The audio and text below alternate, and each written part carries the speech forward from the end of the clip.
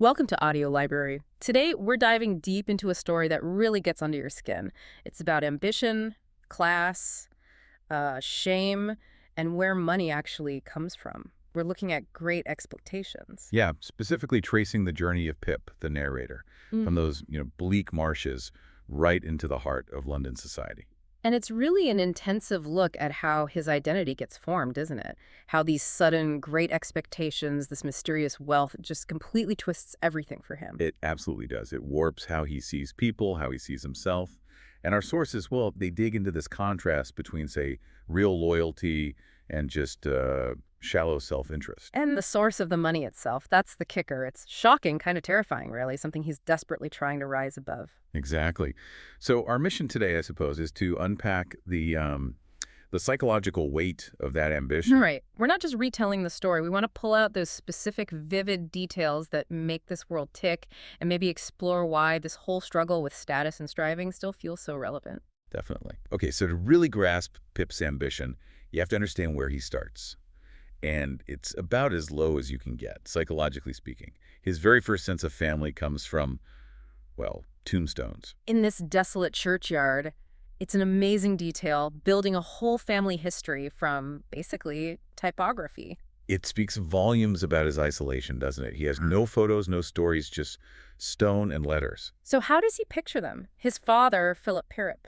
based purely on the shape of the letters on the tombstone, blocky, solid man.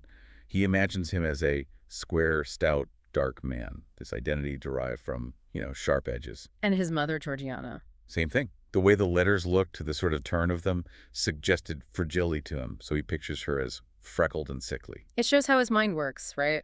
Very imaginative, looking for meaning even in inscriptions. Highly imaginative, not literal at all. And then there are the brothers, the 5 little stone lozenges. That's probably the most famous, darkly funny bit. Oh, the lozenges, yes. Pip develops this absolute certainty, almost a core belief, that these 5 infant brothers were all born on their backs with their hands in their trousers pockets. And never took them out. Never. Not once in their entire existence. It paints this picture of, I don't know, these tiny, perpetually passive figures. It sets this sort of absurd, slightly gring tone right from the start. These strange, fixed ideas about people. It sets the psychological stage perfectly. Now let's talk about the physical setting, the marshes, because they're crucial. Absolutely foundational to his character and to, well, the event that kicks everything off. It's described as incredibly bleak. Utterly. He has this realization one raw afternoon that the churchyard, this bleak place overgrown with metals, is just the beginning. Beyond it is this vast, flat emptiness. The dark, flat wilderness. Yes, cut through with dikes stretching out to the river, which he sees as just a low, leaden line. Heavy, colorless. It's depressing. And beyond that, the sea, this distant, savage lair. It's a landscape that feels exposed, vulnerable. The wind just rushes in. You really feel the isolation. You do. And when we first meet Pip properly, he's described as the small bundle of shivers, growing afraid of it all and beginning to cry. Just pure vulnerability. Right before that terrible voice breaks in, the convict. Exactly. That encounter is born directly out of the landscape's isolation. He's utterly alone there. So from that bleak outside world, Pip goes home to the Gargery household, Yeah. which is, well, it's stifling, deeply unjust in many ways. He's famously brought up by Anne. Which sounds potentially nurturing, but isn't. Not at all. It means brought up by his sister, Mrs. Joe, and she dominates that household. Her description is so vivid, that intense redness. Yes. Pip wonders if she uses a nutmeg grater instead of soap. It suggests this constant friction, irritation. She's tall, bony, and then there's the apron. The apron. It's central to her identity. Coarse, fastened with loops, this impregnable bib in front. And always stuck full of pins and needles. Which is key. She sees wearing this apron as a massive, powerful merit, and by extension, a constant reproach to Joe, her husband. It's like weaponized domesticity. The pins are defensive, but also a threat. Absolutely. It symbolizes all her perceived suffering and sacrifice, which she uses to justify, well, her tyranny. And this control extends to everything, even mundane things like cutting bread. Oh, the trenchant way she cuts bread, jamming the loaf right up against that pin-filled bib. He mentions finding pins in the bread later. Exactly. And then spreading the butter like an apothecary, so precise, so measured, no warmth at all. She saws off these thick rounds, divides them up. It's all very regimented. And because of this, Pip says he always felt treated like a young offender, handed over to her by the outraged majesty of the law. As if he'd insisted on being born in opposition to the dictates of reason. That's a heavy burden for a kid. It's terrible. He feels fundamentally wrong, like a criminal just for existing, clothed in these awful garments like a kind of reformatory. That constant feeling of injustice, of smallness, it breeds this deep shame, doesn't it? Which fuels so much later on. Absolutely. If you feel you're inherently wrong, the urge to escape that identity becomes overwhelming. Now, contrast that with Joe Gargery, the blacksmith. The moral center of the story, really, though Pip initially sees him differently. Joe is the opposite of Mrs. Joe, described as fair man with curls of flaxen hair, these undecided blue eyes, mild, good-natured. Pip calls him easygoing, foolish, dear fellow. But is he really foolish? Or is it just that he lacks ambition, maybe chooses gentleness over sharpness? That's a really important point. We often see Joe through Pip's later, snobbish perspective. Joe isn't foolish. He's illiterate and has zero social ambition. And there's a reason for that, isn't there? His own childhood. A tragic reason. Joe explains how his own father, who he says was that good in his heart, used to drink and then hammer us, pulled him out of school repeatedly. So that violence he experienced shaped his choices later, especially marrying Mrs. Joe. Directly. It wasn't about love. He saw his own mother drudging and slaving and breaking her honest heart. He was dead afeared, as he puts it, of going wrong in the way of not doing what's right by a woman. So he chose his own discomfort, essentially, to avoid becoming like his father. It's an active moral choice. A sacrifice, really. He puts up with Mrs. Joe's tyranny to ensure he never inflicts cruelty himself. And Pip eventually sees this sincerity, doesn't he? There's that turning point. Yes, when Joe expresses that wish, that there weren't no tickler for you, Pip, meaning the cane Mrs. Joe uses, and says he wishes he could take the punishment himself. That's when Pip says he felt a new admiration of Joe. A total shift. He realizes he was looking up to Joe in my heart. It's this moment of connection, of shared understanding. Based on selfless love, it's the high point of their relationship early on. It is. But tragically, the seeds of ambition, the shame about Joe being common, are already there. Miss Havisham just needs to water them. Pip loves Joe, but he's already terrified of being Joe. And then comes Sada's house. The moment Pip steps in there, his world changes. His relationship with Joe, with home, it's instantly compromised. It really is. And his entry point is Uncle Pumblechook. Ah, Pumblechook, the corn chandler and seedsman. The man described with this wondrously dry phrase. Peppercorny and Farinace's character, he's calculating, self-serving, sees Pip purely as a way to get closer to Miss Havisham. He's the complete opposite of the Marshes, all contained calculation. Exactly. And Sada's house itself, the name means enough house, right? But it's anything but spiritually satisfying. It's a ruin. Built on stagnant wealth, decay. The setting just screams decay. The courtyard might be clean, but there's grass growing in every crevice. The big brewery buildings that gave the place its name, empty and disused. And then that sound of the wind howling through it all. Like the noise of wind in the rigging of a ship at sea. But it's a ship that's run aground, rotting, imposing, yes, but dead inside. So Pip has his first encounter there, meets Estella, meets Miss Havisham, gets made to feel incredibly common. Coarse hands, thick boots. The shame hits him hard. And when he gets back, Mrs. Joe and Pumblechook interrogate him. And he just lies. Compulsively, driven by that shame. It's the moment the corruption really takes root. He doesn't lie to be malicious. He lies because he's terrified of their judgment, terrified of confirming his own commonness. Pumblechook sort of prompts him, doesn't he? Suggests a sedan chair. Right. And Pip, grasping at straws, immediately escalates it. Claims he saw a coach in Miss Havisham's room. Adds this weak detail about no horses. And then it just gets wilder. Flags. Waving flags, blue, red, gold stars. And swords, pistols, jam, pills.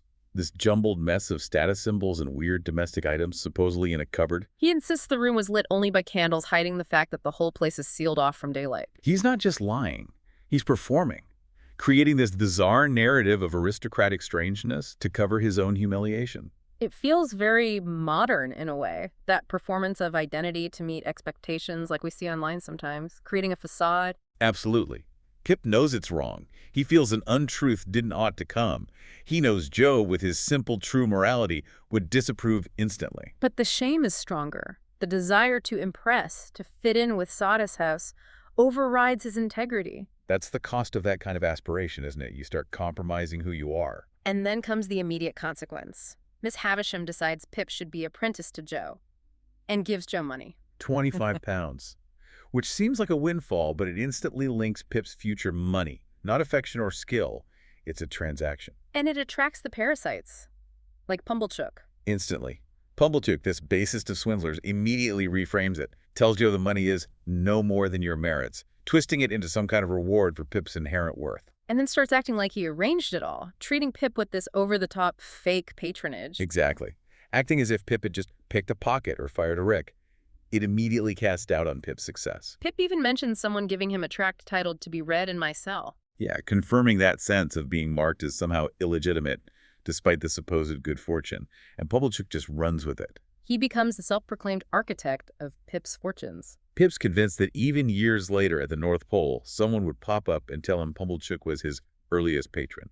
The least deserving person grabs all the credit. It's a brilliant piece of social satire. So eventually, the real Great Expectations arrive. Pip gets his fortune, moves to London, and steps into this whole new world, very structured, very defined by law and money. And embodied perfectly by his guardian, Mr. Jaggers. Jaggers, he's terrifying, isn't he? Pure legal power. Completely. He dominates that police court scene, demanding everything be taken down. It's like he's grinding the whole place in a mill. He maintains this impenetrable distance, this height. Controls everyone. Clients, subordinates like Wemmick. Soul and body, the text says. Jaggers knows information is power, and he keeps everyone at arm's length. But Wemmick, his clerk, he's fascinating. Because of the split. That famous divide. The office is one thing, and private life is another. That's his rule. So, Office Wemmick, what's he like? Pure pragmatism. Cynical. Obsessed with portable property. Portable property. Yeah, things you can easily carry away, tangible wealth. He judges everyone, even potential friends, by how much portable property it may be worth to get rid of him. He collects mourning rings, death masks. He deals in the grim realities of greed and consequence all day. But then there's Walworth Wemmick. Yes.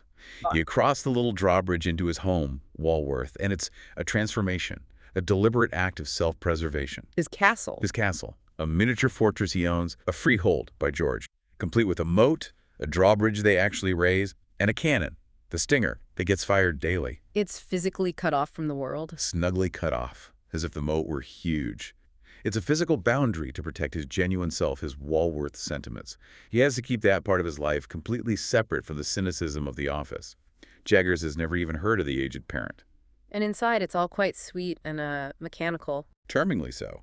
You meet the aged parent, who's deaf, but loves being haunted at, and Miss Skiffins. Their arrival is signaled by these little wooden flaps falling down, labeled John and Miss Skiffins. Like little signals in their secret world. Exactly. And Miss Skiffins, with her bright orange dress and green gloves that she keeps on all evening as a sign of company, it's this pocket of genuine warmth and slightly eccentric affection that Wemmick has carefully built and fiercely guards. It's a stark contrast to Pip's own London life. He moves in with Herbert Pocket. Right, the pale young gentleman he thought years ago at Sadie's house. Yeah. They become great friends, but their life together at Barnard's Inn is, well, it's a mess. Herbert, or Handel as Pip calls him, is lovely but doomed financially, isn't he? Pip sees it clearly. Herbert's wonderfully optimistic, has this natural incapacity to do anything secret and mean, but Pip knows he'll never be very successful or rich. His business ideas are pure fantasy. Grandiose plans about shipping and trading. Chartering thousands of tons. Silks, spices, East Indies. Tremendous profits, all completely vague and unrealistic. And their actual living situation reflects this disconnect. Totally. They talk about living in the lap of luxury, but it's all catered from the local coffee house. The rooms themselves are dingy, pastureless. And there's that classic image of the domestic chaos. Oh, the butter in the armchair, the cheese in the coal scuttle, and the boiled fowl left in Pip's bed, congealed parsley and all. It's hilarious. It also points to the emptiness. They have the outward show of gentility, the expensive meals, but no real comfort, no order. It's a performance of luxury that just falls apart. Their attempt at being gentlemen is kind of farcical. And this extends to their social life, like joining the Finches of the Grove. A club that seems to exist purely for extravagant dinners and arguments. Pretty much. And their official toast says it all. Gentlemen, May the present promotion of good feeling ever reign predominant among the finches of the grove. Which is entirely ironic. Completely. It highlights the emptiness of that social scene. It's all about status, spending money, and petty quarrels. Nothing genuine underneath. And driving all of Pip's efforts, all this superficiality, is Estella. Always Estella. She's the unattainable symbol of the status he craves, even though she treats him cruelly. She knows what she is, though. She tells Pip she's been formed and tamed by Miss Havisham. Incredibly self-aware. She says she deliberately cultivates contempt for all the fawners and plotters hanging around Miss Havisham, hoping for money. She sees them clearly. She's like a weapon. And she knows it. When Pip questions why she encourages Bentley Drummle, the awful spider character, sulky and unpleasant, she gives that chilling reply. About moths around a candle. Exactly. Moths and all sorts of ugly creatures hover about a candle. She sees herself as that cold flame attracting the worst, like Drummle. It's a defense, but also terribly destructive. And Pip just keeps loving her, against reason, against promise, against peace, against hope. His great expectations are tied completely to this toxic, impossible love for someone engineered to break hearts. It's doomed from the start. And then the whole illusion crashes down. Pip's 23rd birthday, the stormy night, the visitor. The ultimate plot twist. The moment everything Pip thought he knew is revealed as a lie. He hears footsteps on the stairs, opens the door. And sees this man. Weather-beaten, older, strong-looking. Muscular, about 60, long iron gray hair, browned and hardened by exposure to weather. It's Magwitch. Provis, the convict from the churchyard, years ago. The man he felt such fear and, frankly, disgust towards. The raw, untamed force he thought he'd escaped forever by becoming a gentleman. And he's back. In Pip's rooms. And the reveal is almost immediate, isn't it? Magwitch doesn't hold back. No. He extends both hands to Pip and basically says, I'm the man who made you. I'm your patron. The confirmation comes with the detail about the money. The 2 one-pound notes. Sent years ago via a messenger at the Jolly Bargeman Inn, back in the village. Magwitch provides the proof. That small act of kindness Pip performed under duress back on the marshes, that was the seed money. It's devastating for Pip, but Magwitch seems proud. Immensely proud. This isn't just about giving money. For Magwitch, it's about creation, about ownership, maybe even revenge on the system that condemned him. He risked everything to come back. A life sentence if caught. Exactly. To see my boy, as he calls Pip, to reveal himself on his own ground, he sees Pip as his ultimate achievement. He compares Pip, his clothes, his education, his manners to the prized possessions of the rich colonist where he made his fortune in Australia, like blood horses. Yes, boasting, I'm making a better gentleman, nor ever you'll be. He pictures the colonists showing off their land and stock and thinks, which of you owns a brought-up London gentleman? Pip is his living trophy. His great expectation realized. Paid for with convict labor and sheer determination. Pip's reaction is just horror. Utter abhorrence, dread, a complete psychological shattering. It's more than just finding out his benefactor is a criminal, isn't it? Oh, much more. It destroys the entire foundation of his identity. The man he mentally pictured as the worst kind of criminal, the man he pitied and feared on the marshes, is the source of everything that made him feel superior to Joe. Superior to his origins. His gentlemanly status is built on the very thing he was most ashamed of. Exactly. The contamination is total. He'd imagined Miss Havisham, the decaying aristocrat, as his patron. The reality, the escaped convict, is the absolute opposite. The shame is unbearable. This also brings the other convict back into focus. Compeyson. Magwitch fills in the backstory. Compeyson was his partner in crime, but the smooth-talking, educated one. A forger. A gentleman swindler. Precisely. And when they were caught and tried together, Compeyson, with his respectable appearance, got a lighter sentence. Magwitch, looking rougher, got life. The system favored the gentlemanly crook. Magwitch insists Compeyson was the real devil of the two. And then the final piece clicks into place. The connection to Miss Havisham.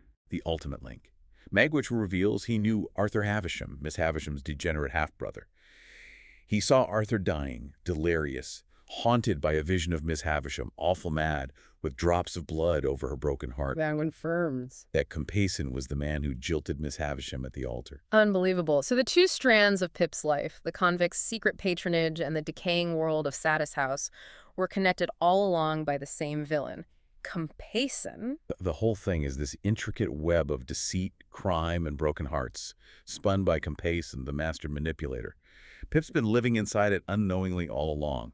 So Magwitch is back, Compeyson is likely hunting him, and the danger level is sky high. This forces Pip to deal with another threat from his past. Vorlich, Joe's former journeyman, always lurking, always resentful. Defined by malice. Yeah. Pip gets this cryptic note luring him out to the old sluice house near the lime kiln on the marshes. It's a trap. And Orlick finally drops the mask. Completely. This broad-shouldered, loose-limbed, swarthy fellow, always slouching, he confesses. He was the one who attacked Mrs. Joe all those years ago. And the weapon he used. The leg iron. The very same one Magwitch filed off and left on the marshes. Pip had found it. The object symbolizing Pip's secret connection to the convicts becomes the instrument of violence against his own family. Orlick's motive is pure envy, isn't it? Twisted resentment. He blames Pip for everything bad that happened to him. Sees Pip as the wolf who got him fired, who ruined his chances. Irrational, poisonous envy. He also confirms he was stalking Pip in London. Yes, he was the mysterious working person the watchman saw, asking for Pip at the temple gate that night.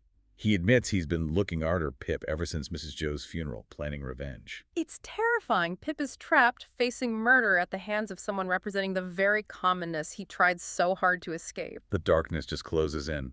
Orlick even drags Estella into his warped narrative, claiming Pip and Estella hunted me out of this country. Just before this awful confrontation, though, Pip makes one last visit to Sawdust House. He has this idea of doing some good with his tainted money. Right. He wants to help Herbert Pocket get set up in business. Secretly, using Miss Havisham as an intermediary, because she expressed a desire to help Herbert too. It's Pip trying to salvage something positive. But that visit leads to Miss Havisham's own dramatic climax. Her remorse finally boils over. She breaks down, confesses she deliberately raised Estella to be loved, only so Estella could inflict the pain of ingratitude on men, the pain she felt. When she cries, "Love her," Pip says it sounded more like a curse. A curse, exactly. She admits the whole terrible plan, how she twisted Estella's nature. She realizes the misery she caused. And then the fire, it happened so fast. Pip sees her standing too close to the fireplace, lost in thought. Then suddenly, a great flaming light springs up. She runs towards him, shrieking, with a whirl of fire blazing all about her. He reacts instantly, tries to smother the flame. Throws his coat over her, pulls down the tablecloth, grabs another coat. He manages to put the fire out, dragging down that heap of rottenness, the tattered wedding dress. In the process, he saves her life, but she's badly burned. And in her delirium afterwards, she keeps repeating things. 3 key phrases, revealing her tormented state.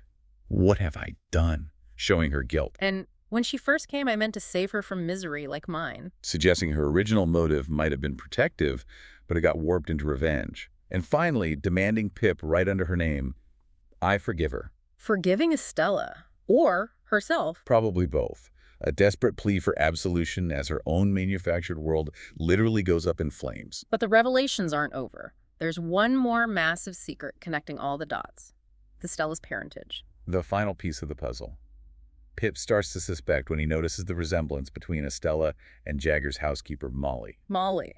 The quiet woman with the scarred wrists and the hidden immense strength. Jaggers mentions she was tamed. Pip puts 2 and 2 together. Molly's fierce nature, her wrists, a past trial for murder Jaggers hinted at. He confronts Jaggers. But cleverly appeals to Wemmick's Walworth side first, to soften Jaggers up. Yes, he gets Wemmick to confirm Molly's story, then appeals to Jaggers' hidden compassion, reminding him of Estella's potential fate.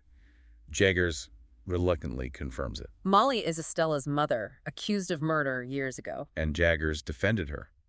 Got her acquitted, but knew the child, Estella, would be doomed by association, so he arranged for her to be adopted. By Miss Havisham, giving her up to save her from disgrace. It was Jaggers' one act of secret, profound humanity hidden beneath his cynical exterior.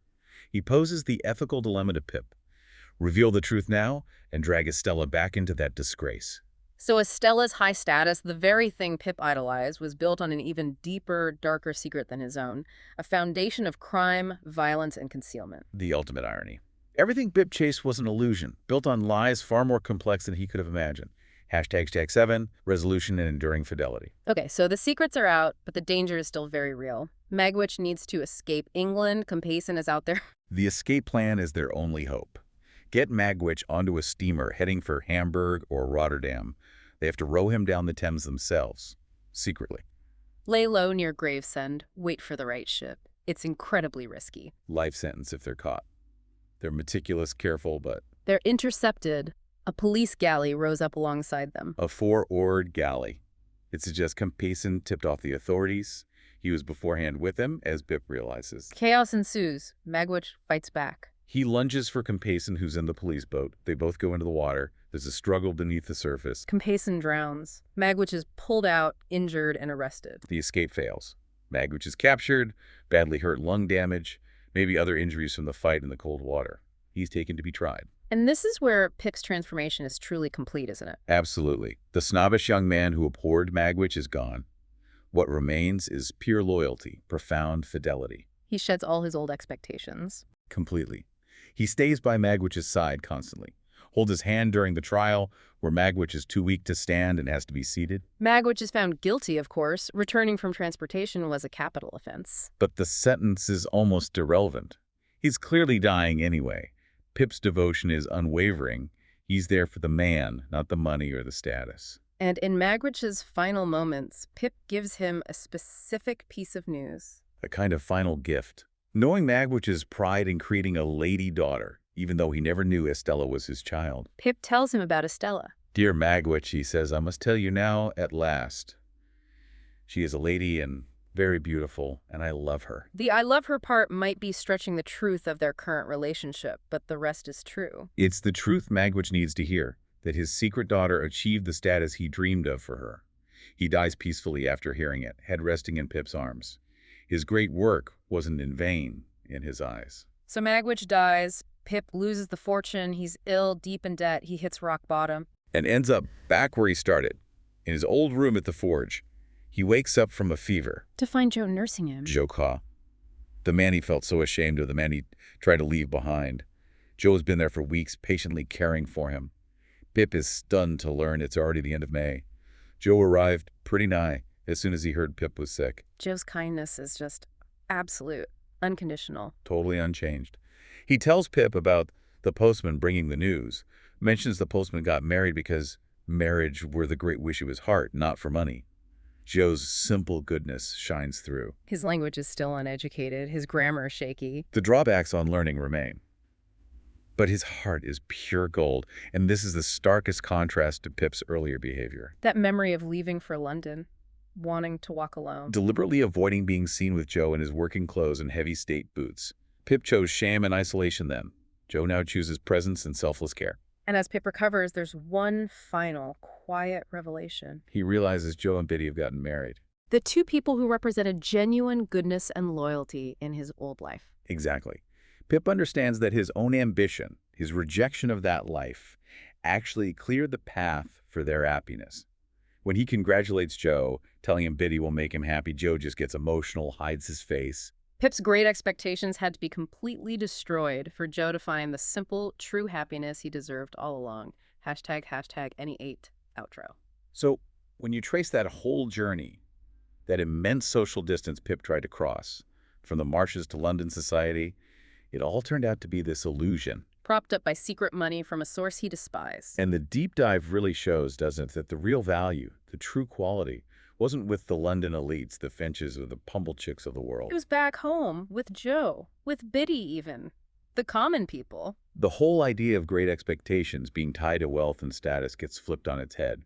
Pip's finest hour, morally speaking, is when he has nothing, sitting beside a dying convict. Magwitch himself points this out, right near the end. He does. It's incredibly profound. He says to Pip, and what's the best of all? You've been more comfortable longer me since I was under a dark cloud than when the sun shone.